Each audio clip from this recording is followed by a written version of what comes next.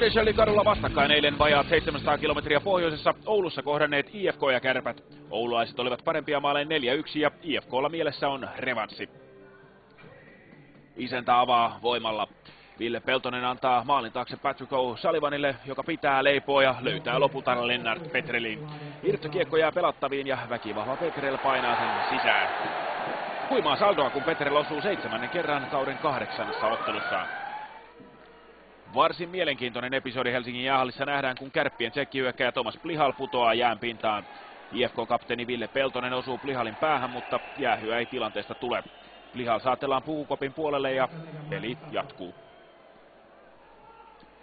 IFK iskee 2-0 maalinajassa 17:10. Mikko Jokela syöttää ja ruotsalaissentteri Joakim Eriksson iskee kiekon maaliin. Maanmies Johan Backlund on yllätetty toistamiseen. Erikssonille kauden 3.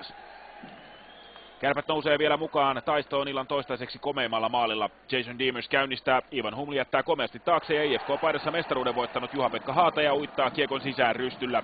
Joni Orti on yllätetty ja tilanne avauserän jälkeen 2-1. Kakkoserä ja pohjoinen tuulahdus puhaltaa stadin illassa. Juha-Pekka Haataja kiertää maalin takaa ja heittää kiekkoa luukulle.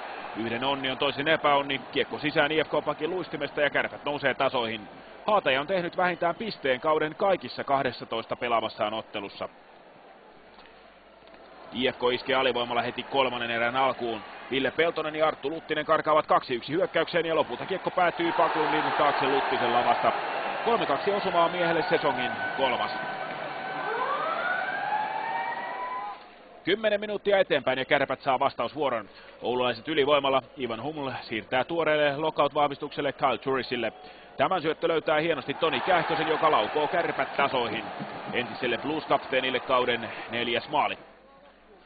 Mutta IFK on tänään vahva. Puolustaja Ilari Melart tulee hienosti vastaan rännissä. Pelaa kiekko Ville Peltoselle, joka jatkaa nopeasti maalipaikkaan nousevalle Joakim Erikssonille.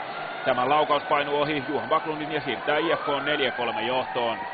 Ruotsalaiselle illan 2. ja kauden 4. osuma. Mutta ei kannata lipaista ennen tipahdusta. Pelikellossa reilut 58 minuuttia. Kärppäluotsi Hannu Aravirta vetää maalivahdin pois ja toisessa päädyssä aloituksen voittaa Kyle Turris. Kiekko viivaan Jason Demersille, joka laukoo.